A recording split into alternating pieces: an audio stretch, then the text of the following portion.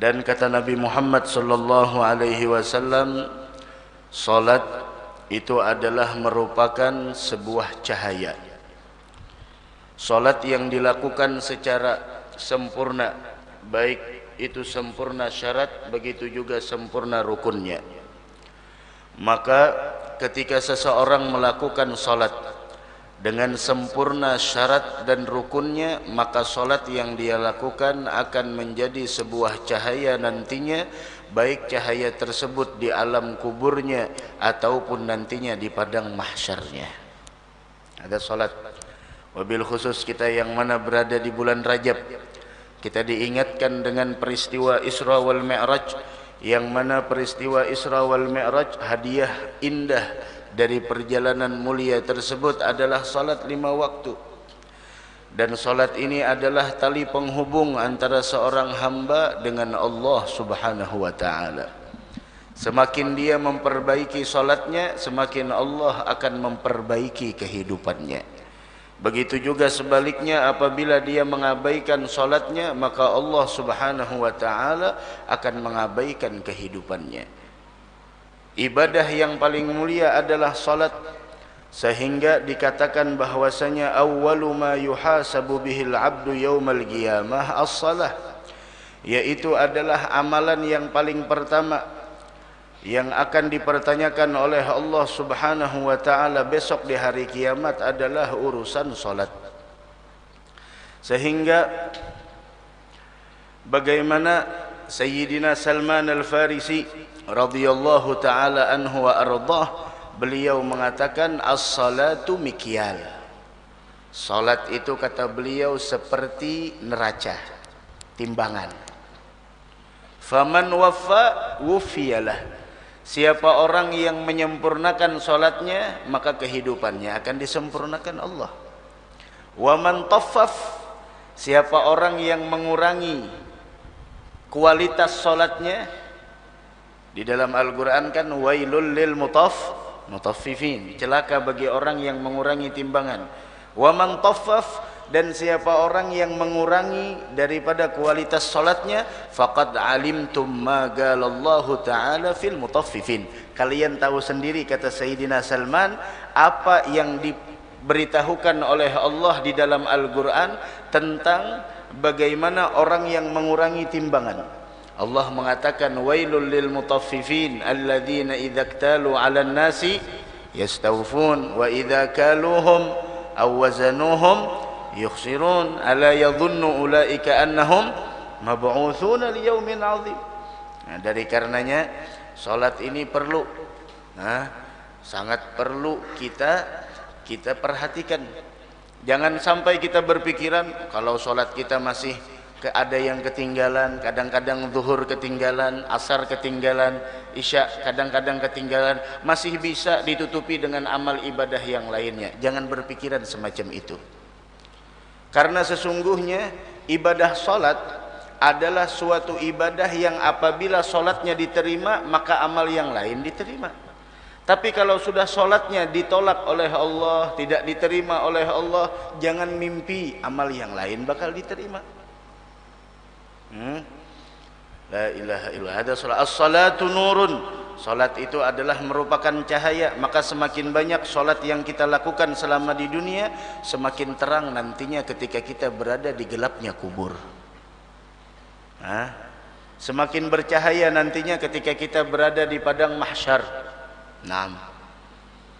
Adapun salat wajib sudah tidak bisa ditambah lagi. Subuh 2 rakaat, zuhur 4 rakaat, asar 4 rakaat, maghrib 3 rakaat, isya 4 rakaat. Udah tidak bisa ditambah lagi. Nah, terus bagaimana cara kita memperbanyak salat? Salat sunnah, salat duha kita, tahajud kita, salat-salat yang lainnya. Sehingga ulama-ulama terdahulu seperti Al-Imam Ali Zainal Abidin, bagaimana beliau setiap harinya itu tidak kurang dari 1000 rakaah salat sunnah. Wahakadha. Nah, orang yang memperbanyak salat, maka dia akan diberikan cahaya. Bahkan cahaya tersebut bukan hanya sekedar di akhirah. Kan tadi kita beritahukan was-salatu nurun, Salat itu adalah merupakan cahaya.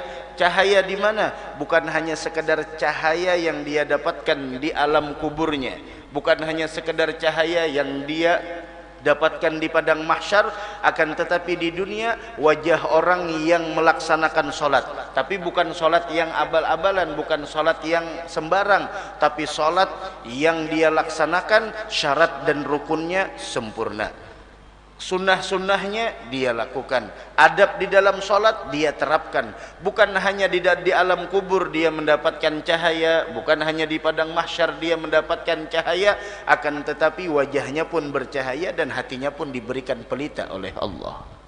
Masya Allah. Maka dari karenanya kalau kita melihat wajah orang yang rajin solat itu bercahaya, nah, cahaya tersebut bukan seperti lampu lah, bukan seperti lampu. Maka dari karenanya Rasul ketika ditanya manhum waliyullah, ya Rasul siapa mereka para aulia? Apa kata Nabi Muhammad? Para wali, humul ladzina idza ru'u dzukirallah, mereka apabila dilihat wajahnya, dipandang wajahnya, maka akan menjadikan engkau ingat kepada Allah Subhanahu wa taala. Masya Allah. Mudah-mudahan kita tidak diharamkan dari keberkahan wali insyaallah. Amin ya rabbal. As-salatu nurun, sampai dikatakan man shalla bil lail hasuna wajhuhu bin nahar. Siapa orang yang salat malam, siangnya wajahnya akan menjadi bercahaya. Nah, berapa banyak orang di akhir zaman repot mengurus wajahnya, dengan apa namanya? Dengan kecantikan, perawatan, 1 minggu berapa kali ke salon dan lain sebagainya, tapi pada hakikatnya wajahnya itu gelap gulita. Kenapa? Wajahnya tidak pernah basah dengan air wudu. Tapi orang yang wajahnya selalu basah dengan air wudu, wajahnya yang selalu sujud karena Allah Subhanahu wa taala, meskipun tidak memakai alat kecantikan, meskipun tidak perawatan, wajahnya nyaman dan teduh untuk dipandang. Karena sungguh kemuliaan Allah tidak meletakkan di warna kulit ataupun di dalam sebuah rupa. Lihat Sayyidina Bilal bin Rabah, bagaimana rupa beliau, bagaimana warna kulit beliau, akan tetapi suara sendalnya telah didengar oleh Nabi Muhammad di dalam surga dan beliau masih ada di dunia. Nah, dari karenanya jangan kita sibuk dengan mempercantik wajah kita dengan perawatan, dengan berbagai macam, menghabiskan ratusan juta, akan tetapi syuf, kalau kita ingin cahaya wajah kita, basahi dengan air wudu. Kalau ingin nih wajah kita menjadi indah, nyaman untuk dipandang, maka jadikan wajah kita ini sujud di keheningan malam karena Allah Subhanahu wa taala. Itulah mereka orang-orang yang saleh. Ya Rabb, Rabbi fanfa'na bibarakatihim wahdinal husna bihurmatihim wa amitna fi tariqatihim wa mu'afatin minal fitani. Sampai dikatakan di dalam sebuah hadis, salat itu adalah merupakan suatu amalan yang mendatangkan keridhaan Allah, dan salat adalah suatu pekerjaan yang sangat disenangi oleh malaikat. Ada salat, makanya malaikat itu faminhum raki', ada di antara mereka yang ruku', ada di antara mereka yang sujud, ada di antara mereka yang berdiri, ada di antara mereka yang bertasbih. Itu malaikat dari awal diciptakan sampai nantinya hari kiamat. Sehingga ketika di hari kiamat para malaikat mengatakan, ya Rabb, ma 'abadnaka haqqa ibadatik wa la 'arafnaka haqqa ma'rifatik. Itu malaikat yang diciptakan, dari awal diciptakan sujud sampai hari kiamat, dari awal diciptakan ruku sampai hari kiamat. Setelah terjadi hari kiamat, mereka mengakui tentang kelemahannya. Apa kata malaikat? Ma'abadnaka haqqa ibadatik. Ya Rabb, kami masih belum benar-benar menyembah kepada engkau dengan sebenar-benarnya penyembahan.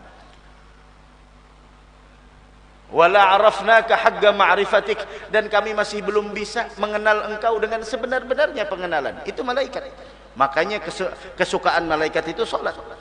Bahkan di sana wa sunnatul anbiya, salat itu adalah merupakan sesuatu yang digemari oleh para anbiya. Bahkan salat itu adalah sumber daripada keimanan. Semakin tinggi dan semakin semakin tinggi kualitas keimanan seseorang, semakin orang tersebut rajin salatnya. Mudah-mudahan kita termasuk orang yang rajin salat. Bahkan orang yang rajin sholat, rizkinya bakal diberikan keberkahan oleh Allah. Bahkan nantinya orang yang rajin sholat bakal mendapatkan pertolongan ketika menghadapi daripada sakaratul maut. Dan orang yang rajin sholat bakal diberikan cahaya oleh Allah di alam kuburnya sampai hari kiamat terjadi. Ketika terjadi hari kiamat, maka sholat tersebut akan menjadi naungan di atas kepalanya dan mahkota di atas kepalanya, dan menjadi pakaian yang menyelimuti batang tubuhnya, dan sholat itulah yang menjadi cahaya di hadapannya, dan sholat itulah yang akan menjadi penghalang antara dia dengan neraka. Dan solat itulah yang akan menjadi hujjah, yang akan menjadi sebuah saksi di hadapan Allah bahwasanya dia adalah orang yang beriman. Dan solat itulah yang akan memberatkan timbangannya, dan solat itulah yang akan menjadikannya sukses, yang akan menjadikannya beruntung dan selamat ketika melintasi sirat. Dan solat itulah menjadi anak kunci baginya untuk membuka pintu surganya Allah. Mudahan kita masuk surga seberataan. Dari karenanya, hadirin hadirat, mustami'in mustami'at, dan yang menyaksikan acara ini dan yang mendengar suara ini dimanapun berada, jangan pernah tinggalkan solat. Sesibuk apapun, jangan pernah tinggalkan solat. Tidak bisa kita mengerjakan di awal waktu ketika mendengar azan, setidaknya di dalam hati kita sudah mempunyai keinginan, azam untuk melaksanakan solat, meskipun kita lakukan di akhir waktu. Sesibuk apapun kita, jangan pernah tinggalkan solat. Karena itulah tali penghubung yang paling hebat antara kita dengan Allah subhanahu wa ta'ala. Sampai-sampai jalanan orang yang menuju ke masjid untuk melaksanakan sholat, maka sejauh apapun perjalanan itu, maka akan menjadi cahaya besok di hari kiamat. Sampai Nabi Muhammad mengatakan, basyiril masya'ina fi dhulamil laili ilal masajid bin nurit tam yaumal qiyamah. Berikan kabar gembira bagi orang yang berjalan, bagi orang yang berjalan di gelapnya malam menuju ke masjid. Ini perjalanan ke masjid adalah perjalanan yang mempunyai kedudukan di sisi Allah. Apa kabar gembiranya? Bin nurit tam yaumal qiyamah. Dia bakal mendapatkan cahaya yang sempurna nantinya di hari kiamat. Dengan cahaya itulah nantinya Rasul akan mengenal kita. Dan langkah yang paling berat adalah langkah seseorang untuk menuju ke masjid. Itu langkah yang paling berat. Adapun langkah untuk menuju dan lain sebagainya itu mudah. Keluar negeri, rekreasi, bahasanya akhir anak muda, healing. Healing. Yang ulung kada tahu healing, nang tahu haliling aja. Ada healing dan lain sebagainya. Kemanapun, sejauh apapun healingnya mampu dia tempuh. Tapi kalau sudah ke masjid, dekat rumahnya dengan masjid. Tidak jauh rumahnya dengan musalla, tidak jauh rumahnya dengan langgar, tapi begitu berat kakinya untuk melangkahkan ke masjid. Kenapa? Ingat, al-masjid baitu kulli taqi. Masjid adalah rumah orang yang bertakwa. Orang yang mudah hatinya untuk melangkahkan ke masjid menunjukkan keimanan ada di dalam hatinya. Seberapa mudah keinginannya, langkahnya, hatinya untuk menuju ke masjid, maka itulah menunjukkan kualitas iman yang ada di hatinya. Bagaimanapun kondisi kita, jangan tinggalkan. Sakit, jangan tinggalkan sholat. Tidak bisa wudhu, tayamum. Harusnya orang yang sakit itu lebih ditekankan lagi sholat. Kenapa? Ya dikhawatirkan sakitnya itu membawa kepada kematian. Tayamum, bismillah, tayamum, sholat. Kada tahu kiblat, betakun. Kada kawa berdiri, udah berduduk. Kada kawa berduduk, behereng. Kada kawa behereng, berabah. Kada kawa berabah, pakai isyarat. Kada kawa pakai isyarat, pakai hati. Kada kawa pakai hati, mati ya lagi sudah. Apalagi ada sholat. Jangan sampai ketinggalan sholat.